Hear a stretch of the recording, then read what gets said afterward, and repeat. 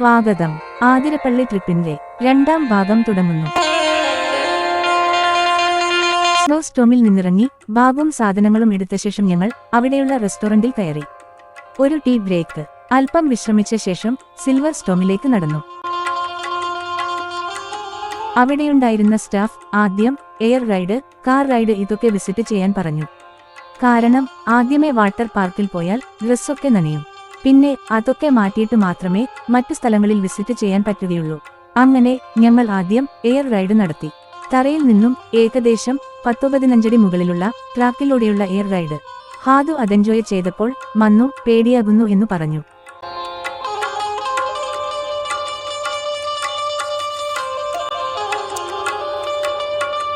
അതിനുശേഷം പലതരം യന്ത്രമൃഗങ്ങളുടെ പുറത്തും ആടിക്കറങ്ങുന്ന ഊഞ്ഞാലിലും ഒക്കെ കയറി.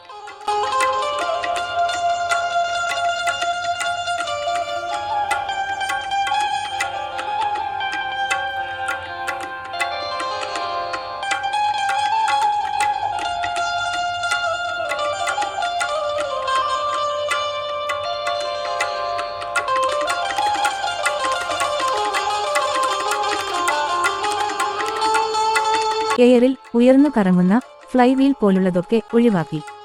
അതുപോലെ നല്ല രസമുള്ളൊരു ഐറ്റമാണ് കാർ റൈഡ്. ഡ്രൈവിംഗ് അറിയാത്തവർക്കും ലൈസൻസ് ഇല്ലാത്തവർക്കും വണ്ടി ഓടിക്കാൻ കിട്ടുന്ന അവസരം. ട്രാഫിക് നിയമങ്ങൾ ഒന്നും നോക്കേണ്ട, തമ്മിൽ കൂട്ടിയിടിച്ചാലും വിഷയമില്ല. ഞങ്ങൾ അത് നന്നായി തന്നെ ആസ്വദിച്ചു.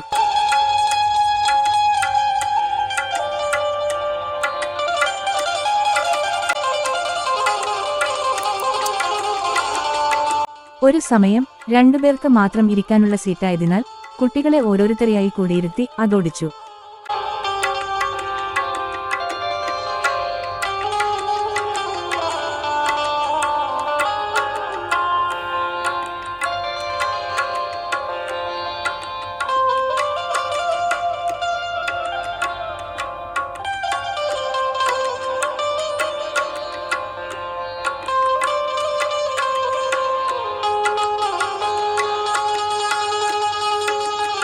ജീവിതത്തിൽ ആദ്യമായി സ്റ്റിയറിംഗ് പിടിച്ച ചില വീട്ടമ്മമാർ തലങ്ങും വിലങ്ങും തമ്മിൽ കൂട്ടിയിടിക്കുന്നുണ്ടായിരുന്നു.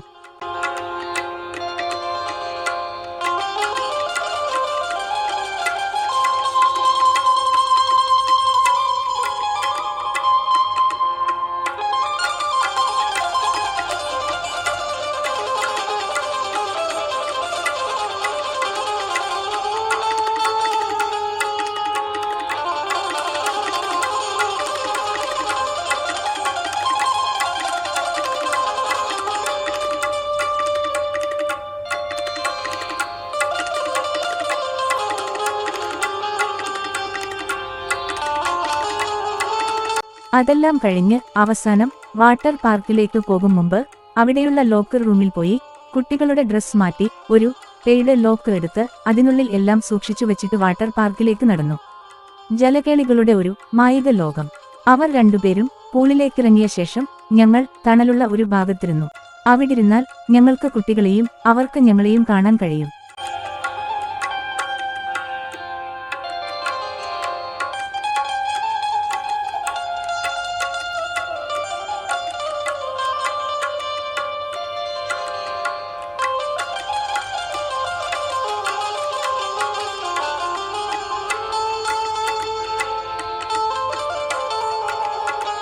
വെള്ളത്തിൽ അവർ ഇരുന്നും നീന്തിയും ഒക്കെ കളിച്ചു തുടങ്ങി. പൂളിൽ കുട്ടികളും അവരുടെ രക്ഷിതാക്കളുമായി ഒരുപാട് ആളുകളുണ്ടായിരുന്നു. എല്ലാവരും നന്നായി ആഘോഷിക്കുന്നുണ്ട്.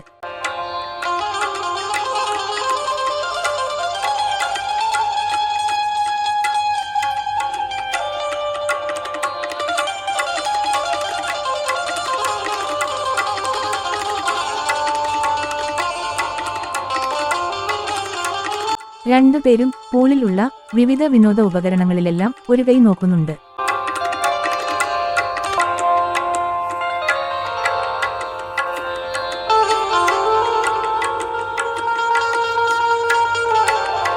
ഇടയ്ക്ക് രണ്ടാളും ആളുകൾക്കിടയിലും വാട്ടർ സ്ലൈഡറുകൾക്കുള്ളിലുമൊക്കെയായി മറയും.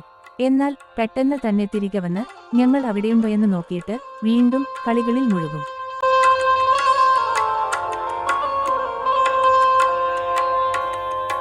അതും നോക്കി ഞങ്ങൾ അങ്ങനെയിരുന്നു.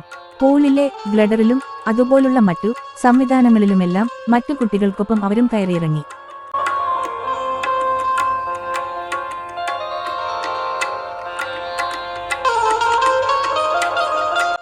പൂളിനുള്ളിൽ നിൽക്കുന്ന സ്റ്റാഫ് കുട്ടികളുടെ സുരക്ഷയെ പറ്റി ശ്രദ്ധിക്കുന്നത് കാണാം.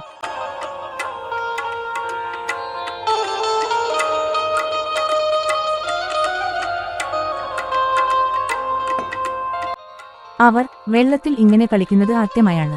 അതിന്റെ ത്രില്ല് രണ്ടുപേർക്കുമുണ്ട്.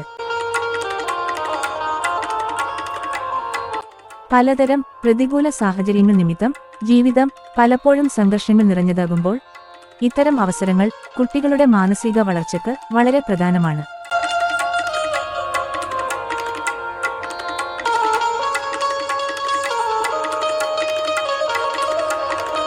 സമയം ഏകദേശം സന്ധ്യയാകാറായി.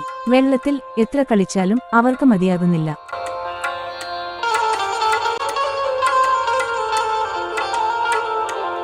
എന്നാൽ ഒരുപാട് വൈകിയാൽ തിരികെ പോകാനുള്ള ട്രെയിൻ മിസ്സാകും.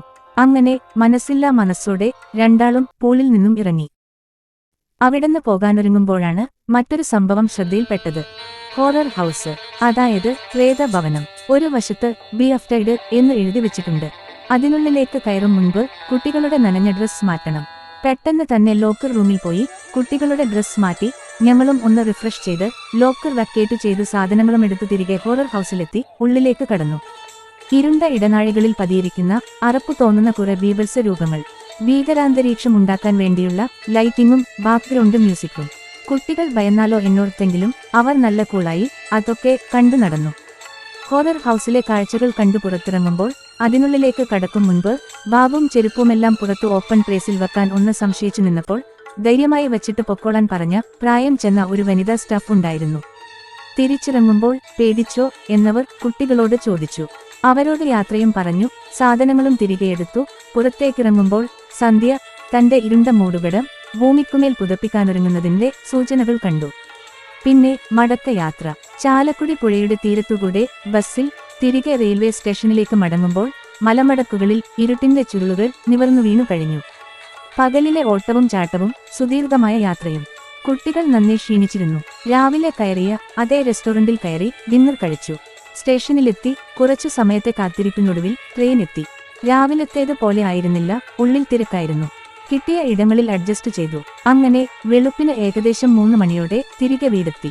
കുറഞ്ഞ സമയ പരിമിതിക്കുള്ളിൽ നിന്നുകൊണ്ട് പ്ലാൻ ചെയ്ത ഒരു ട്രിപ്പ് ആയതിനാലും വേറെയും പരിപാടികൾ ഉണ്ടായിരുന്നതിനാലുമാണ് ഈ ട്രിപ്പ് ഇങ്ങനെ മതിയെന്ന് തീരുമാനിച്ചത്. മറ്റൊരു കാര്യം, ആതിരപ്പള്ളി ട്രിപ്പിന്റെ ഏകദേശം അവസാന സമയത്താണ് കണ്ണും കരളും എന്ന ഈ യൂട്യൂബ് ചാനലിന്റെ ആശയം ഉള്ളിൽ തോന്നിയത്. അതുകാരണം വേണ്ടത്ര ഫോട്ടോസും വീഡിയോസും ഒന്നും എടുത്തിരുന്നില്ല.